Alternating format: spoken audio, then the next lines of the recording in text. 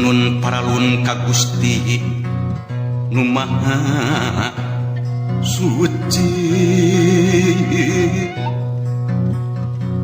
ngedapang jiat pangraksa para abdi-abdi seni sejak ngaguar larangatan titis waris ini aki ngembakeun jalan laratan ketampian kesan mandi kaleuwih sifat tahunan leuwih nu ngaruncang diri-diri anu sakiwa